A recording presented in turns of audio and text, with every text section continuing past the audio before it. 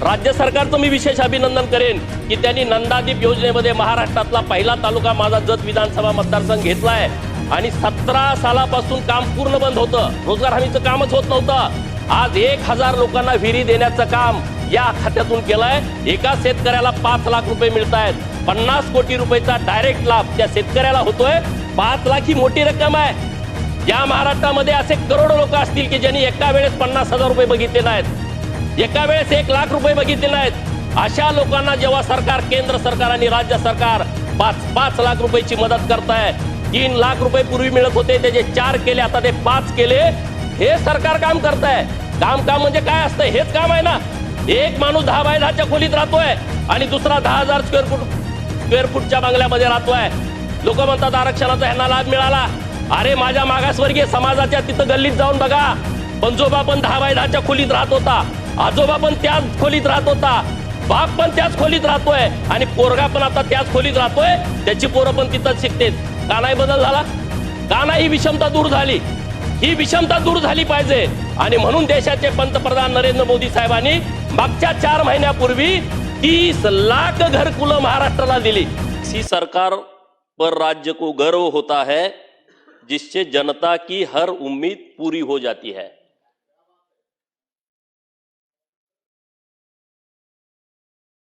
दोन 2026-27चा अर्थसंकल्प राज्याचे लोकप्रिय मुख्यमंत्री माननीय देवाभाऊंनी मांडला। हा अर्थसंकल्प महाराष्ट्रासाठी पायाभूत सुविधा निर्माण करणारा, सामाजिक संतुलनाचा मेळ घालणारा, शेतकरी कष्टकऱ्यांना आर्थिक श्रेय देणारा, ग्रामीण भागातील युवकांना नोकऱ्या मिळवून देणारा असा हा अर्थसंकल्प राज्याचे मुख्यमंत्री महोदयांनी 6 तारखेला मांडलाय। महाराष्ट्राचा आराध्य दैवत छत्रपती शिवाजी महाराज, महामानव डॉक्टर बाबासाहेब आंबेडकर, महात्मा ज्योतिबा फुले, राजश्री शाहू महाराज, पुण्यश्लोक अहिल्यादेवी होळकर, लोकशाहीर अण्णाभाऊ साठे यांना स्मरून हा अर्थसंकल्प राज्य सरकारनं मांडला। या अर्थसंकल्पावरती चर्चा मी सभागृहामध्ये ऐकतोय, तर महापुरुषांची नावं घेतली त्यावरही काही लोक आक्षेप घेत आहेत। मला खरं तर त्यांचं विशेष वाटतंय। आमचं सरकार नुसतं महापुरुषांची नावं घेत नाहीये, छत्रपती शिवाजी महाराजांच्या नावानं महाराजस्व अभियान, काल मी इकडे येताना माझ्या विधानसभा मतदारसंघामध्ये 2 कार्यक्रम हे छत्रपती शिवाजी महाराज महाराजस्व समाधान मेळाव्याचे झाले। जाग्यावरती लोकांचे काय प्रश्न आहेत, वेगवेगळे 15 प्रश्न आपल्या या महाराजस्व अभियानाच्या माध्यमातून राबवले जात आहेत। कुणाला रेशन कार्ड नाही त्यांना रेशन कार्ड, कुणाच्या 7/12मध्ये दुरुस्ती आहे त्यांची दुरुस्ती करून देणं, जेव्हा डिजिटलायझेशन झाले 7/12 तेव्हा काही चुका झाल्या सरकारच्या माध्यमातून, त्यात 155ची प्रकरणं निकाली काढणं, आधार कार्ड देणं, महिलांचं नाव आता 7/12वरती आणण्याची स्कीम आपल्या सरकारनं आणली आहे, तशा पद्धतीचे अर्ज आले तर त्याचा निर्णय जाग्यावरती करून देणं, येण्याची अट आता सरकारनं रद्द केलेली आहे त्याच्याबद्दलची जनजागृती करणं, आयुष्यमान कार्ड वाटप करणं, असे अनेक कार्यक्रम हे छत्रपती शिवाजी महाराजांच्या नावानं या अभियानामध्ये राबवले जात आहेत। लोकांना जाग्यावरती त्यांचा निकाल मिळतोय। महात्मा ज्योतिबा फुलेंचं जन्मगाव कटगुण, जे पुरोगामी या महाराष्ट्रातले त्यांना गाव पण माहीत नसेल महात्मा ज्योतिबा फुलेंचं गाव कुठं आहे, या गावामध्ये आता महात्मा ज्योतिबा फुलेंचं स्मारक उभा करण्याचा क्रांतिकारी निर्णय आपल्या सरकारनं घेतलाय आणि या अर्थसंकल्पामध्ये त्यालाही बजेट राज्य सरकारनं उपलब्ध करून दिलंय। सावित्रीमाई फुलेंचं जन्मगाव जे शिरवळ जवळ आहे, खंडाळा तालुक्यामध्ये नायगाव, तिथं सावित्रीमाईंचं स्मारकाचं काम सुरू आहे। डॉक्टर बाबासाहेब आंबेडकर साहेबांचं 125वे जयंतीचं वर्ष जेव्हा होतं तेव्हा राज्याचे मुख्यमंत्री देवाभाऊ होते, केंद्रामध्ये नरेंद्र मोदी साहेब पंतप्रधान आहेत। डॉक्टर बाबासाहेबांचं नाव लोक भाषणामध्ये घेतात, कृतीशून्य करतात, बाबासाहेबांचं जे स्मारक करणं आवश्यक होतं त्याबद्दल आपल्या सरकारनं निर्णय केले, काम चालू केलं. मुंबईमधलं इंदू मिलचं स्मारकाचं काम असेल आता 95% पूर्ण झालंय. डॉक्टर बाबासाहेब आंबेडकर साहेब कायदा मंत्री असताना ज्या बंगल्यात राहायचे त्या बंगल्याला राष्ट्रीय स्मारक केलं. अंबडवे नावाचं जे कोकणातलं गाव आहे त्या गावाला राष्ट्रीय स्मारकाचा दर्जा दिला, तिथं काम केलंय. महू जिथं बाबासाहेबांचा जन्म झाला त्या गावामध्ये भव्य दिव्य स्मारक केलं. आपल्या सरकारनं लंडनमध्ये डॉक्टर बाबासाहेब आंबेडकर ज्या घरामध्ये भाड्यानं राहत होते ते घर आपल्या सरकारनं विकत घेतलं आणि तिथंही जागतिक स्मारक करून टाकलं. म्हणजे आम्ही कृतीतून काम करणारी लोक आहोत. आज अण्णाभाऊ साठेंचं चिराग नगर मध्ये जिथं भाड्यानं राहत होते ते अख्ख्या आजूबाजूची 300 घरं ही आपल्या सरकारनं विकत घेऊन तिथं अण्णाभाऊंच्या स्मारकाचं काम हातामध्ये घेतलेलं आहे. पुण्यश्लोक अहिल्यादेवींच्या बाबत तर ही 3 शताब्दी जयंतीचं वर्ष आहे. राज्य सरकार आणि केंद्र सरकारनं अनेक कार्यक्रम हातामध्ये घेतले. अहिल्यानगरमध्ये अहमदनगरचं नाव बदलून अहिल्यानगर करणं, अहिल्यानगरमध्ये मेडिकल कॉलेज नव्यानं मंजूर करणं, त्या मेडिकलला पुण्यश्लोक अहिल्यादेवी होळकरांचं नाव देणं, तिथं मुलींच्यासाठी ITI कॉलेज मंजूर करणं, चौंडी जे गाव अहिल्यादेवींचं आहे तिथं 600-700 कोटी रुपयाचा स्मारकाचा विकास आराखडा तयार करणं. त्याच्या पुढे जाऊन राज्य सरकारकडे लोकांचं लक्ष लागलं होतं शेतकऱ्यांचं, की राज्याचे मुख्यमंत्री महोदय अर्थसंकल्प सादर करणार आहेत तर शेतकऱ्यांच्या बाबत काही ना काही चांगला निर्णय होईल म्हणून गावाकडच्या सगळ्या शेतकऱ्यांचे डोळे हे अर्थसंकल्पाकडे लागले होते. या महाराष्ट्रातला शेतकरी ज्याची संख्या करोडोमध्ये आहे असा शेतकरी कर्जमाफी राज्य सरकार कधी करेल याच्याकडे डोळं लावून बसला होता आणि राज्य सरकारनं घोषणा केली 30 सप्टेंबर 2025 पर्यंत जे शेतकरी थकीत आहेत अशा शेतकऱ्यांना 2 लाखापर्यंतचं कर्ज माफ करण्याचा क्रांतिकारी निर्णय राज्याच्या मुख्यमंत्री महोदयांनी घेतला. मी त्यांचं मनापासून आभार व्यक्त करतो, त्यांचं अभिनंदन करतो. याच्यापेक्षा जास्त आभार यासाठी मानतो, शेतकऱ्यांच्यासाठी कर्जमाफीची घोषणा केली परंतु ती घोषणा पुण्यश्लोक अहिल्यादेवी होळकर कर्जमाफी योजना या नावाने केली. त्याबद्दलही माननीय मुख्यमंत्री महोदयांचं मनापासून आभार व्यक्त करतो. पुण्यश्लोक अहिल्यादेवी होळकरांनी जे राज्य कारभार केला तो राज्य कारभार अखंड जगभर प्रसिद्ध आहे. प्रशासन कसं चालवावं, शासन कसं चालवावं याचा एक आदर्श पुण्यश्लोक अहिल्यादेवींनी घालून दिला. शेतकऱ्यांच्या बाबतीमध्ये अहिल्यादेवींच्या अनेक योजना आहेत. 7-12 ही संकल्पनाच अहिल्यादेवींच्या राज्य कारभारातून पुढे आलेली आहे. अहिल्यादेवींनी 12 झाडं फळ झाडं ही शेतकऱ्यांच्यासाठी वाटप करण्याची योजना आणली आणि त्यामध्ये 12 झाडापैकी 7 झाडांचा जो काही उत्पन्न होईल तो शेतकऱ्यांनी स्वतःकडे ठेवून घ्यायचा आणि राहिलेल्या 5 झाडाचं जे उत्पन्न असेल ते त्यांच्या राज्य सरकारकडे जमा करायचं. तिथून ही 7-12 ही पद्धत समोर आली आहे. अशा अहिल्यादेवींना त्रिशताब्दीच्या जयंतीच्या निमित्तानं राज्य सरकारने अनेक कार्यक्रम घेऊन अभिवादन केलं. त्यापैकी आज ही कर्जमाफीला पण पुण्यश्लोक अहिल्यादेवींचं नाव दिलं, त्याबद्दल मी सरकारचं मनापासून आभार व्यक्त करेन. आता कर्जमाफी झाल्याच्या नंतर काही लोक प्रश्न उपस्थित करायला लागलेत, 7-12 कोरा का नाही केला. मला त्या लोकांना प्रश्न विचारायचा आहे, 19 नंतर तुम्ही का नाही कर्जमाफी केली. नंबर 1, आता कर्जमाफी झाली आहे, तुम्ही म्हणताय 2 लाखच कर्जमाफी केली आणि मग 7-12 कोरा का नाही केला. या जिल्ह्यातल्या जिल्हा बँका ह्या प्रस्थापित व्यवस्थेच्या ताब्यात आहेत. त्या प्रस्थापित व्यवस्थेला मला प्रश्न करायचा आहे, या महाराष्ट्रामध्ये 80% शेतकरी हा कोरडवाहू शेतकरी आहे, 80% शेतकरी हा जिरायत शेती करणारा शेतकरी आहे, 20% शेतकरी बागायत शेती करतात. मला त्या व्यवस्थेला प्रश्न विचारायचा आहे. तुमच्याकडे विविध कार्यकारी सहकारी सोसायटी आहेत, या सोसायट्यांनी 2 लाखाच्या वर कर्ज किती शेतकऱ्यांना दिलाय याचा आकडा राज्य सरकारने एकदा जाहीर करायला पाहिजे. एकदा सरकारनं भूमिका घेतल्याच्या नंतर त्यामध्ये संभ्रम निर्माण करणं, त्यामध्ये प्रश्न निर्माण करणं, प्रश्नांकित करणं, लोकांच्या मध्ये दिशाभूल करणं, हे वातावरण करणं चुकीचं आहे. अरे मी पण शेतकरी आहे, अनेक आमदार या विधानसभेमध्ये बसणारे शेतकरी आहे. 1 लाख 2 लाख कर्ज किती लोकांना देता. बाजरी उत्पादन करणाऱ्या, ज्वारी उत्पादन करणाऱ्या, तांदूळ उत्पादन करणाऱ्या, हे जे मटकी असेल तूर असेल, हे जे शेतकरी आहेत त्यांना 50,000 1 लाख कर्ज देताना सुद्धा हे विकास सोसायटी वाले त्यांना 10 हेलपाटे घालायला लावतात. आज 2 लाखाचं कर्ज शेतकरी खुश आहे, शेतकऱ्यांच्या मधून नाराजी नाही आहे. आता पुढचा विषय आला की तुम्ही सप्टेंबरचीच का अट टाकली आहे? अरे शेतकऱ्यांच्यासाठी राज्य सरकारनं जी भूमिका घेतली आहे त्यामध्ये प्रामाणिकपणा आहे आणि या महाराष्ट्रातल्या बहुसंख्य शेतकऱ्यांना याचा लाभ होणार आहे. आणि म्हणून मी सरकारचं विशेष अभिनंदन करतो की त्यांनी कर्जमाफी केली आहे. जे शेतकरी रेग्युलर कर्ज भरतायत त्यांच्यामध्ये पण नाराजी होते. अरे बाबा, आम्ही रेग्युलर कर्ज भरतो आणि आम्हाला सरकार मदत करत नाही, मग आम्ही काय कर्ज थकीत ठेवावं का? त्या शेतकऱ्यांच्यासाठी सुद्धा 50,000 रुपयाचं प्रोत्साहन अनुदान सरकारनं घोषित केलंय, त्याबद्दल मी धन्यवाद देतो. दुसरा एक चांगला क्रांतिकारी निर्णय केला की लोक शेतामध्ये अपघात होतात, रस्त्याने अपघात होतात, कधी कुणी साप चावून मरतं, कधी वीज करंट लागून मरतं. मग गोपीनाथ मुंडे अपघात विमा योजना आपल्या सरकारनं आणली आहे. ज्याच्या नावावरती 7/12 आहे त्यालाही योजना आहे. ज्याच्या नावावरती 7/12 नाही पण शेतामध्ये काम करतोय असे असंख्य मजूर आहेत. मी माननीय मुख्यमंत्री महोदयांना धन्यवाद देईन. त्या मजुरांचा आशीर्वाद सगळ्यांच्या पाठीशी राहील. घरातला कर्ता पुरुष गेल्याच्या नंतर काय अवस्था होते हे त्या माऊलीलाच माहीत, त्या पोराबाळांना माहीत. आज त्यांना 2.5 लाख रुपयाची आपण मदत करतो.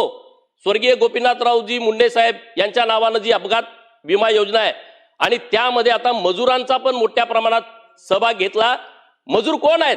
ज्यांना जमीन नाही, ते जमीन कुणाकडे नाही, मागासवर्गीय जमीन कुणाकडे नाही, आदिवासी जमीन कुणाकडे नाही, भटके विमुक्त जमीन कुणाकडे नाही, मायनर ओबीसी जमीन कुणाकडे नाही, मोठ्या प्रमाणात ओबीसीचा प्रवर्ग आहे त्यांच्याकडं. या लोकांच्यासाठी योजना नव्हती, या लोकांच्यासाठी योजना सरकारनं आणलेली आहे. त्याबद्दल मी सरकारचं मनापासून आभार व्यक्त करेन. आता ग्रामीण भागातून मी येतो. मी काय सगळेच मुद्दे घेऊ शकत नाही अर्थसंकल्पामधले, पण काही मुद्दे घेणं अपेक्षित आहे. महाराष्ट्राचं एका बाजूला म्हणायचं महाराष्ट्राच्या तिजोरीत खडखडाट, महाराष्ट्रावरती एवढा कर्जाचा बोजा. एका बाजूला हे सन्माननीय सदस्य बोलतायत कर्जाचा बोजा आहे आणि दुसऱ्या बाजूला बोलतायत ही योजना का नाही केली, ती योजना का नाही केली. लाडक्या बहिणीवरती बोलतायत. अरे या देशातले 10च्या वर राज्य असे आहेत की त्यांचं बजेट आपल्या लाडक्या बहिणींना आपण देतोय त्याच्यापेक्षा कमी आहे. एका राज्याचं बजेट आहे त्याच्यापेक्षा जास्त आपण लाडक्या बहिणीला मदत करतोय आणि त्याच्यावरती प्रश्नांकित करणं हे मला काही योग्य आहे असं वाटत नाही. आज ग्रामीण भागामध्ये आम्ही सगळेच आपण आमदार 14 पूर्वीच्या रस्त्याची परिस्थिती ग्रामीण भागात काय होती, आता काय आहे सगळ्यांना माहिती आहे. पीडब्ल्यूडीचे रस्ते आज एका मतदारसंघामध्ये अशी परिस्थिती झाली आहे, पीडब्ल्यूडीनं जर निधी दिला तर डांबरावर डांबर टाकायची बारी येते. रस्ते सुचवायला आता रस्ते आपल्याकडे नाहीत. राहिला प्रश्न ग्रामीण रस्त्यांचा आणि आपल्या समोर सगळ्यात मोठा यक्ष प्रश्न होता ग्रामीण रस्त्यांना पैसे देणार कुठून. कारण जिल्हा परिषदेकडे बजेट नाही. जिल्हा परिषदच्या आता निवडणुका झाल्या 12, एवढी मोठी स्पर्धा लागली. जिल्हा परिषदला अधिकार काय आहेत, पंचायत समितीकडे अधिकार काय आहेत. हे जेव्हा केंद्र सरकारनं धोरण घेतलं, सत्तेचं विकेंद्रीकरण झालं, जिल्हा परिषद आणि पंचायत समितीचे अधिकार ग्रामपंचायतीकडे गेले. जिल्हा परिषदकडे 1 कोटी 2 कोटी 5 कोटी रस्त्यासाठी एका रस्त्याला तेवढे पैसे लागतायत. माननीय मुख्यमंत्री महोदयांनी जेव्हा मुख्यमंत्री ग्राम सडक योजना आणली, टप्पा क्रमांक 1 मध्ये 10,000 किलोमीटर, टप्पा क्रमांक 2 मध्ये 7,000 किलोमीटर आणि आता तरी इतका क्रांतिकारी निर्णय घेतला की 23,000 किलोमीटर टप्पा क्रमांक 3 मुख्यमंत्री ग्राम सडक योजनेमध्ये सरकारनं धरलेला आहे. आज महाराष्ट्रामध्ये 170-75 पर्यंत आकडा मागे पुढे असेल कारण शहरीकरण खूप व्हायला लागलंय. 170-75 ग्रामीण मतदारसंघ आहेत. ग्रामीण मतदारसंघ 170-75 जर धरले, 23,000 किलोमीटरला जर भागिले केले, 130-35 किलोमीटर एका विधानसभा मतदारसंघामध्ये रस्ते येत आहेत. माझा प्रामाणिक प्रश्न आहे त्या सगळ्या लोकांना, 100 किलोमीटर जरी ग्रामीण भागाचा रस्ता आपल्याकडे आला, 5-5 किलोमीटर वरती गाव जरी धरलं, इकडची 20 गावं आणि तिकडची 20 गावं, 40 गावं आपण जोडू शकतो. दुसरी कुठली योजना आहे की आपण 40 गावांना जोडू शकतो. असा क्रांतिकारी निर्णय आपल्या सरकारनं घेतला. त्याच्या पुढे जाऊन 1,000 लोकसंख्या असणाऱ्या गावांना जोडण्यासाठी सिमेंट कॉन्क्रीटचे रस्ते आणण्याचा एक चांगला निर्णय सरकारनं घेतलाय. आज इथं भरत शेठ गोगावले साहेब आता होते, आता ते बाहेर गेले, झिरवळ साहेब आलेले आहेत. भरत शेठ गोगावले साहेबांच्याकडे जे खातं आहे ग्रामीण रोजगार योजनेचं, हे तर खूप मोठं खातं आहे. या खात्यानंच ग्रामीण भागाचं कल्याण होऊ शकतं. आणि म्हणून मी सातत्यानं माननीय मुख्यमंत्री महोदय आणि रोजगार हमी मंत्री महोदयांच्या पाठीमागे लागून महाराष्ट्रातला पहिला देवभूमी जत तालुका हा पायलट प्रोजेक्ट म्हणून घ्यावा म्हणून मी सातत्यानं प्रयत्न केला। राज्य सरकारचं मी विशेष अभिनंदन करेन की त्यांनी नंदादीप योजनेमध्ये महाराष्ट्रातला पहिला तालुका माझा जत विधानसभा मतदारसंघ घेतलाय आणि 17 सालापासून काम पूर्ण बंद होतं, रोजगार हमीचं कामच होत नव्हतं। आज 1000 लोकांना विहिरी देण्याचं काम या खात्यातून केलंय। एका शेतकऱ्याला 5 लाख रुपये मिळतायत, 50 कोटी रुपयाचा डायरेक्ट लाभ त्या शेतकऱ्याला होतोय। 5 लाख ही मोठी रक्कम आहे। या महाराष्ट्रामध्ये असे करोडो लोक असतील की ज्यांनी एका वेळेस 50,000 रुपये बघितले नाहीत, एका वेळेस 1 लाख रुपये बघितले नाहीत। अशा लोकांना जेव्हा सरकार, केंद्र सरकार आणि राज्य सरकार 5-5 लाख रुपयाची मदत करताय, 3 लाख रुपये पूर्वी मिळत होते त्याचे 4 केले, आता ते 5 केले, हे सरकार काम करताय। काम म्हणजे काय असतं, हेच काम आहे ना। ग्रामीण भागातल्या लोकांना 5 लाख रुपयाची रक्कम ही प्रचंड मोठी रक्कम आहे। 5 लाख रुपयाचं जर कर्ज काढून विहीर काढली तर इकडचे 1-2 एकर जमीन विकायला पाहिजे, अशी परिस्थिती माझ्या शेतकऱ्यांच्या वरती येते। परंतु सरकार नेहमी सातत्यानं गावगाड्यातल्या लोकांचा विचार करताय, शेतकऱ्यांचा, कष्टकऱ्यांचा विचार करताय। गावातली विषमता दूर झाली पाहिजे। एक माणूस 10 बाय 10च्या खोलीत राहतोय आणि दुसरा 10,000 स्क्वेअर फूटच्या बंगल्यामध्ये राहतोय। लोक म्हणतात आरक्षणाचा ह्यांना लाभ मिळाला। अरे माझ्या मागासवर्गीय समाजाच्या तिथं गल्लीत जाऊन बघा, पंजोबा पण 10 बाय 10च्या खोलीत राहत होता, आजोबा पण त्याच खोलीत राहत होता, बाप पण त्याच खोलीत राहतोय आणि पोरगा पण आता त्याच खोलीत राहतोय, त्याची पोरं पण तिथंच शिकतेत। का नाही बदल झाला? का नाही ही विषमता दूर झाली? ही विषमता दूर झाली पाहिजे आणि म्हणून देशाचे पंतप्रधान नरेंद्र मोदी साहेबांनी मागच्या 4 महिन्यापूर्वी 30 लाख घरकुलं महाराष्ट्राला दिली। मला विरोधकांना विचारायचं आहे, एका वेळेस 30 लाख घरं या महाराष्ट्रात कधी मिळाली सांगा?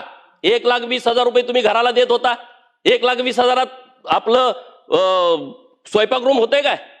आपलं एखाद्याचं टॉयलेट होतंय का 1,20,000 रुपये? 1,20,000 ग्रामीण मध्ये घर बांधणार कसा माणूस?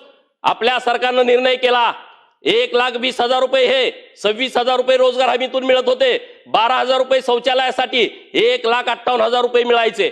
1,58,000 मध्ये घर होत नाही म्हणून आपल्या सरकारनं निर्णय केला प्रधानमंत्री ग्राम आवास मधून 1,58,000 रुपये मिळतात। देवाभाऊनी निर्णय केला की 50,000 रुपये आपलं सरकार देणार, 2,08,000 रुपये झाले।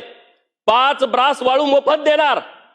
अरे इकडं घर द्यायचं, तिकडं तलाट्यानं गाडी पकडायची, 1.5 लाख रुपये दंड, भीक नको पण कुत्रावर, घराला मिळणार 1,20,000 आणि वाळू पकडली का 1.5 लाख रुपये दंड। अरे हा आपल्या सरकारनं निर्णय केला 5 ब्रास वाळू मोफत। 5 ब्रास वाळूचे पैसे किती झाले विचारा तुम्ही तुमच्या गावामध्ये। आणि त्याच्या पुढे जाऊन जो घरकुल बांधेल त्याच्या घरावरती सोलार पॅनल, 30 वर्षापर्यंत त्याला कुठलं बिल येणार नाही, त्याला कुणाकडे लाईट घेण्यासाठी जावं लागणार नाही। हे आपलं सरकार आहे, हाच निर्णय असतोय। लोकांचं कल्याण करणारे निर्णय कुठले असतात? असेच निर्णय घ्यावे लागतात। दुसरा विषय आला की 8 तास लाईट येत नाही। लाईट काय 8 दिवसात गेली काय? गावाकडे आपण पण राहतो।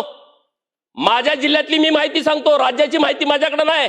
माझ्या जिल्ह्यामध्ये ग्रामीण भागामध्ये 102 फीडर आहेत। केंद्र सरकार आणि राज्य सरकार, नरेंद्र मोदी साहेबांनी, देवाभाऊनी निर्णय केला की या महाराष्ट्रातल्या ग्रामीण भागातला फीडर हा सोलर वरती आणायचा। हे सगळीकडे स्कीम चालू आहे। माझ्या जिल्ह्यामध्ये 102 फीडर आहेत, त्यापैकी 30 जागा ह्या आपल्या सरकारच्या आहेत। गायरान, महाराष्ट्र शासन या जागा कंपन्याला भाड्यानं दिल्या आणि तिथं आता सोलारचे प्रोजेक्ट उभा आहेत। सांगली जिल्ह्यातला पहिला सोलारचा प्रोजेक्ट माझ्या जत विधानसभा मतदारसंघामध्ये बसरगीमध्ये झाला। अख्खं गाव आता सोलारवरती आलेलं आहे। सगळा शेतीचा फीडर, सकाळी दिवस उगवला लाईट चालू, दिवस मावळला लाईट बंद। माझा शेतकरी दिवसभर रानामध्ये राबत होता, त्याची आणि पोराची ओळख नाही। सकाळी 6ला तो निघून जायचा, पोरं 7ला उठायची, शाळेत जायची। पोरं जेव्हा शाळेत यायची तेव्हा बाप शेतातच असायचा। बाप जेव्हा घरी यायचा तेव्हा लाईट आली, परत शेतात चालला। म्हणजे त्याची आणि पोराची भेट गाठ सुद्धा होत नव्हती। आज आपल्या सरकारमुळं माझ्या सांगली जिल्ह्यात 30 फीडर हे सरकारी जमिनीत झाले आणि 72 जागा ह्या कंपन्यांनी भाड्यानं घेतलेल्या आहेत। सरकारच्या निर्णयानुसार खाजगी शेतकऱ्यांच्या त्यांना 50,000 रुपये एकरी भाडं वर्षाला मिळतंय। असे 102 फीडरचं काम पुढच्या 1 वर्षामध्ये पूर्ण होतंय। अख्खा सांगली जिल्हा सोलार वरती येतोय। हे काम आहे, हे क्रांतिकारी काम आहे। नाहीतर साप चावून किती मेले लोक रात्रीचे, विहिरीत पडून किती लोक मेले। किती लोकांना तारा पडलेत माहीतच नाही, करंट लागून मेले, सकाळीच घरी कळलं, बाप का आला नाही, पोरग शोधायला गेलं, बाप मरून पडलाय करंट लागून, बाप मरून पडलाय साप चावून, घरी पण आला नाही, जगला पण नाही, ही परिस्थिती होती. हे बदल झालेले आहेत. महिलांच्या बाबतीमध्ये जागतिक महिला दिन 8 तारखेला झाला. 37 लाख लखपती दिदी करण्याचं काम सरकारनं केलंय. महिला बचत गट गावागावात तयार झालेत. आज त्या महिला स्वतःच्या पायावरती उभा आहेत. मी आता इथं बोलत असताना आमच्या जतमध्ये कृषी विभागानं सांगली जिल्ह्याचं प्रदर्शन जतमध्ये भरवलंय आणि तिथं सगळे स्टॉल बघितले, मला आनंद झाला. ते सगळे स्टॉल ग्रामीण भागातल्या महिलांचे होते, महिला बचत गटांचे होते. त्यांनी वेगवेगळे प्रोडक्ट तयार केलेले आहेत आणि त्या तिथं विकत होत्या. सरकारनं उमेद मॉल 13 मॉल करण्याचा क्रांतिकारी निर्णय केलाय. आज ह्या महिला त्या मॉलमध्ये जाऊन त्यांच्या हक्काचं ठिकाण त्यांना मार्केटिंगसाठी मिळेल आणि तिथं त्यांनी तयार केलेला माल चांगल्या पद्धतीने विकतील. अशा पद्धतीच्या अनेक गोष्टी आहेत की ज्या आपल्याला इथं बोलता येतील. आता एआयच्या बद्दल पण आपल्या सभागृहात चर्चा झाली. कृत्रिम बुद्धिमत्ता. आज आपण सगळे शेतकरी आहे, आपल्याला माहित नाही कुठल्या नक्षत्रावरती पाऊस येतो. आईला माहित होतं, आजीला माहित होतं, आजोबाला माहित होतं. आजी आजोबा शाळेत गेले नाहीत, शिकले नाहीत, पण ते सांगायचे या तारखेला पाऊस पडणार आहे, या तारखेला थंडी येणार आहे, या तारखेला सोसाट्याचा वारा येणार आहे, या तारखेला वारा आणि पाऊस येणार आहे, या तारखेला नुसतं बुरबुर पाऊस पडेल. या आईला कळत होतं, आजीला कळत होतं. कुठल्या दिवशी बाजरी पेरायची, कुठल्या दिवशी ज्वारी पेरायची, कुठल्या दिवशी गहू पेरायचा, कुठल्या दिवशी काय करायचं, हे सगळं माहित होतं. आज आम्ही शेतकरी आहोत, आम्हाला ते नॉलेज नाही, हे आपण मान्य केलं पाहिजे. आणि म्हणून आता कुठला रोग येणार, कसा रोग येणार. मी परवाही बोललो, कृषी विद्यापीठवाले पैसे खातात, पगार घेतात, लाजा वाटत नाही त्यांना, कुठलं संशोधन करत नाहीत. 20-20 वर्ष झालं बीबी आला, 20-20 वर्ष झालं तेल आला, औषध नाही. शेतकऱ्यांच्याकडे येतात, ते काय प्रयोग करतात बघतात आणि तिकडे दुसऱ्याला जाऊन सांगतात शेतकऱ्यांनी केलेला प्रयोग. तुम्ही कशाला पाहिजे? मग तो आमचा शेतकरी भराय ना अडाणी, तो प्रयोग करतोय डाळिंबावरती, तो प्रयोग करतोय द्राक्षेवरती. तुम्ही 20-20 वर्ष एखाद्या आजारावरती औषध काढू शकत नसाल तर तुम्हाला जरा तर लाज वाटली पाहिजे. लोक मला बोलतील आक्षेप घेतोय, असं बोलतोय, तसं बोलतोय. शेकडो कोटी रुपयाचं जेव्हा तुम्ही सरकारचं अनुदान घेता विद्यापीठांना आणि तशा पद्धतीचा जर तुम्ही रिझल्ट देत नसाल तर तुम्ही सुद्धा विचार करायची वेळ आलेली आहे. या शेतकऱ्यांचं तुम्ही ऐकता, माझ्याकडे उदार नाहीत अशी. शेतकऱ्यांनी प्रयोग केले आणि ह्यांनी जाऊन म्हणतात आम्ही संशोधन केलंय. मी याचे लेखी पुरावे देऊ शकतो सरकारकडं. सरकारनं अतिशय गंभीरपणे कृषी विद्यापीठाच्या बाबतीमध्ये हे सगळे विषय सिरियसली घेण्याची आवश्यकता आहे. कंक्लूड करा दादा, कंक्लूड करा. 2-3 विषय माझ्या मतदारसंघातले मांडतो. आता बाकीचा अर्थसंकल्पाचं जाऊ द्या. माझा जत विधानसभा मतदारसंघ 288 क्रमांकाचा आहे. शेवटचा मतदारसंघ. राज्याचे मुख्यमंत्री महोदय माझ्या प्रचाराला पहिल्यांदा सुरुवात त्यांनी जतमधून केली आणि त्यांनी सांगितलं जत हा 288 विधानसभा मतदारसंघ शेवटचा आहे, परंतु माझ्यासाठी तो पहिला आहे. जसं बोललं त्यांनी तसं केलंय. माझ्या विधानसभा मतदारसंघामध्ये त्यांनी आरटीओ कार्यालय विशेष बाब म्हणून मंजूर केलं, MH59. मी सरकारला मनापासून धन्यवाद देईन. जत तालुका हा सीमा भागावरचा तालुका आहे, दुष्काळी तालुका आहे. 60 गावामध्ये मैशालचं पाणी आहे, 65 गावामध्ये मैशालचं पाणी नाही. माननीय मुख्यमंत्री महोदयांनी 2000 कोटी रुपये मागे दिले, त्याचं काम जोरात सुरू आहे. मागच्या 8 दिवसापूर्वी या जलसंपदा खात्याचे मंत्री माननीय राधाकृष्ण विखे पाटील साहेब हे स्वतः तिथं आले होते. 1600 मीटरचा जो टनेल आहे त्याचं शेवटचं ब्लास्टिंग करण्यासाठी ते आले होते. आता जवळपास 90-95% मुख्य पाईपलाईनचं काम पूर्ण झालंय. डिसेंबर 2026ला जवळपास 18 तलावामध्ये पाणी सोडायची व्यवस्था सरकारच्या माध्यमातून होते आहे. मी सरकारचं धन्यवाद देईन. या अर्थसंकल्पामध्ये 450 कोटी रुपयाचा निधी त्यांनी आम्हाला उपलब्ध करून दिला आहे. पण मागणी पण माझी अशी आहे, मुचंडी लवंगा ही लाईन PDN याचं टेंडर करण्याची आवश्यकता आहे. डिसेंबर 2026ला जर पाणी द्यायचं असेल तर हे मुचंडी लवंगाचं काम झाल्याशिवाय आपल्याला पाणी देता येणार नाही. म्हणून सरकारला माझी विनंती आहे की लवकरात लवकर ते टेंडर करावं. मैशाळ योजना ही सर्वात मोठी योजना आहे, टेंबू मैशाळ. तर मैशाळचं पूर्वी 100% बिल शेतकऱ्यांना भरायला लागायचं. माननीय मुख्यमंत्री महोदयांनी क्रांतिकारी निर्णय केला की 81% माफ आणि 19% शेतकऱ्यांनी भरायचं. आता 19% पण भरायची आवश्यकता नाही, कारण मैशाळ सर्व प्रोजेक्ट आता सोलारवरती येतोय आणि त्या सोलारचं पण काम अंतिम टप्प्यात आलंय. सरकारनं तात्काळ याच्याबद्दलचं टेंडर काढावं. दुसरा विषय साहेब महत्वाचा आहे की जत तालुक्यामध्ये काही अधिकारी दिले जातात. जो कोणी अँटी करप्शनला सापडला पाठवा त्याला जतला. जो कोणी दारू पितोय नोकरी येत नाही शिक्षा म्हणून त्याला पाठवा जतला. जो कोणी आगाऊपणा करतोय तक्रार आली पाठवा जतला. माझी विनंती आहे तुम्हाला, जत काय हे काळ्या पाण्याची शिक्षा देण्याचं ठिकाण नाही.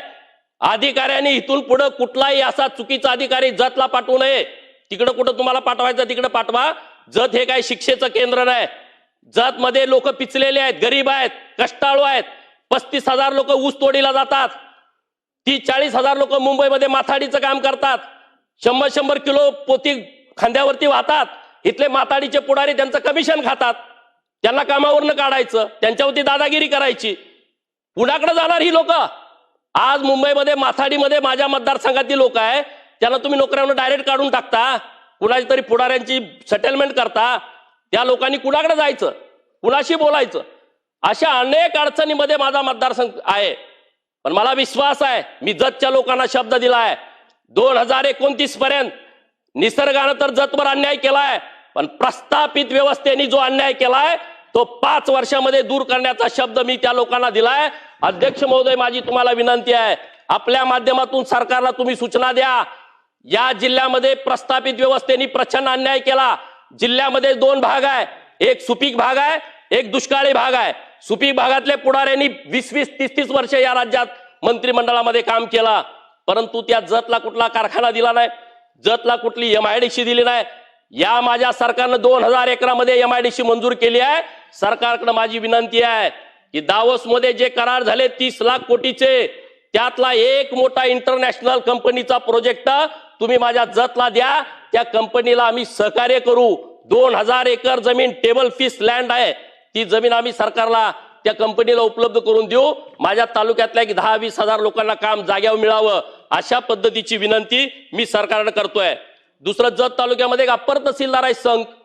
आता आज आमच्या सभापतीच्या निवडी होत्या, सभापती आणि उपसभापतीची निवड झाली. सभापतीची सरकारी गाडी आमच्या अप्पर तहसीलदार वापरतायत. कालपासून BDO फोन करतोय, मॅडम गाडी आणून द्या, मॅडम गाडी आणून द्या. मॅडम म्हणतात माझ्याकडे गाडी नाही, मग मी कशाने फिरणार. राज्यामध्ये जेवढी अप्पर तहसीलदार झाली त्यांना गाडीच दिली नाही. मी बावनकुळे साहेब आणि मुख्यमंत्री महोदयांना विनंती करतो की आमच्या जिल्हाधिकाऱ्यांनी प्रस्ताव पाठवलाय. सांगली जिल्ह्यामध्ये 3 अप्पर तहसीलदार कार्यालय आहेत, एक आष्टा वाळवा तालुक्यातलं, एक प्रॉपर सांगली आणि एक माझं संघ. यांना तेवढी गाडी द्या हो. हे कशाला फिरणार ही लोक. एकदम बॉर्डरवरचा भाग आहे. कन्नड भाषिक 70% लोक आहेत माझ्या मतदारसंघामध्ये. 3 जिल्हा परिषद गटात फक्त मराठी लोक बोलतात. बाकीच्या 6 जिल्हा परिषद गट आणि जत शहरामध्ये सगळी लोक कन्नड बोलतात. काही लोकांना मराठी कळत पण नाही. अशी लोक या परिसरामध्ये आहेत आणि त्यामुळे त्या लोकांची सोय व्हावी, त्यांना हेलपाटे घालायला लागू नये, त्यासाठी त्यांना एक कार्यालय द्या, गाडी द्या. दुसरा महत्वाचा विषय, 2014ला आपल्या सरकारनं कन्नड भाषिक भागामध्ये 22 हायस्कूल देणार हे घोषित केलं होतं. माझी विनंती आहे सरकारला, किंवा मी परवा मोरबग्गी गावात गेलो जिल्हा परिषदच्या शाळेमध्ये. मी त्यांना म्हटलं की मराठी किती मुलांना बोलायला येतंय, हात वर करा. 300-350 मुलं होती, त्यातल्या 6 मुलांनी हात वर केला की आम्हाला मराठी बोलता येतंय. आता मला सांगा, मला कन्नड येत नाही, मी तिथं जाऊन करायचं काय, कशा पद्धतीने काम करायचं सांगा ना. तिथल्या लोकांना मराठी जर शिकू द्या, तिथं हायस्कूल झाली पाहिजेत. जो मागे सरकारनं निर्णय केला होता तो सरकारनं निर्णय मान्य करावा. दुसरा एक आता महत्वाचा विषय एकच मांडतो आणि थांबतो. सभापती महोदय, आपला महाराष्ट्र हा खेळांसाठी प्रसिद्ध आहे आणि कुस्ती ही आपली अत्यंत प्राणप्रिय आहे, लाल मातीतली कुस्ती. आणि या कुस्तीच्या संदर्भामध्ये काही राजकारण होतंय, हे सर्वात मोठी खेदाची बाब आहे. अध्यक्ष महोदय, या महाराष्ट्राला हिंद केसरी मारुती माने, हिंद केसरी गणपत आंदळकर, हिंद केसरी श्रीपती खचनाळे, हिंद केसरी हरिश्चंद्र बिराजदार, हिंद केसरी हजरत पटेल, असे अनेक पैलवानांची मांदियाळी आहे, त्यांचा इतिहास आहे. महाराष्ट्रामध्ये 1961ला महाराष्ट्र केसरी स्पर्धा सुरू झाली आणि त्यामध्ये सांगली जिल्ह्यातले दिनकर दह्यारी हे पहिले महाराष्ट्र केसरी आहेत. त्यांच्यानंतर गणपतराव खेडकर, आप्पासाहेब कदम, हिरामन बनकर, शिवाजी पाचपुते, बापूराव लोखंडे, सरदार खुशियाल, रावसाहेब मगर, उदयराज यादव, विनोद चौगुले, चंद्रहार पाटील, दादा मामा चौगुले, समाधान घोडके, दादासाहेब शेळके, लक्ष्मणराव वडार असे असंख्य महाराष्ट्र केसरी झालेले आहेत. बिजली मल्ल पैलवान संभाजीराव पवार साहेब या सभागृहाचे 4 वेळा सदस्य होते. पैलवान कृष्णा रासकर एक गाव खेड्यातला पैलवान, आज नेव्हीमध्ये मोठे ऑफिसर म्हणून ते रिटायर झालेले आहेत. आज हे सगळी कुस्तीची परंपरा आहे आणि पोरं कुस्ती पैलवान हे गरिबाची पोर आहेत, रोजंदारी करणाऱ्यांची पोर आहेत. त्या पोरांना 20-20-30 हजार रुपये खर्च आहे. आणि अशा परिस्थितीमध्ये गेल्या 2 वर्षामध्ये हे घाणेरडं राजकारण सुरू झालंय आणि महाराष्ट्र केसरीच्या 2 स्पर्धा घेतल्या जात आहेत. 2023ला पहिली स्पर्धा झाली, त्यामध्ये शिवराज राक्षे एका महाराष्ट्र केसरीमध्ये विजयी झाले, दुसरीकडे सिकंदर शेख झाले, श्री महेश परत सावंत, पृथ्वीराज मोहोळ आणि शिवराज राक्षे. एकच मिनिटामध्ये संपवतो अध्यक्ष महोदय, एकच मिनिट. शिवराज राक्षे 2 महाराष्ट्र केसरी झाल्या. आता मला सांगा अध्यक्ष महोदय, जर तुम्ही 2 महाराष्ट्र केसरी करणार असाल तर काय करणार? आता त्याच्या पुढे जाऊन अध्यक्ष महोदय, त्याच्या पुढे जाऊन 2 नाही, या वर्षी 4 महाराष्ट्र केसरीच्या स्पर्धा आयोजित करायला लागलेत. माननीय मुख्यमंत्री महोदयांना माझी विनंती आहे, हा पोरखेळ जो चालू केला या लोकांनी, माननीय मुख्यमंत्री महोदयांनी याबाबत ठोस निर्णय घेऊन महाराष्ट्रामध्ये एकच महाराष्ट्र केसरी झाली पाहिजे. कुस्तीचा पोरखेळ थांबला पाहिजे, कुस्तीतलं हे घाणेरडं राजकारण थांबलं पाहिजे. यासाठी सरकारनं आदेश द्यावेत. महाराष्ट्रातले सगळे पैलवान मला वाटतं गुरुवारी का काहीतरी उपोषणाला बसणार आहेत.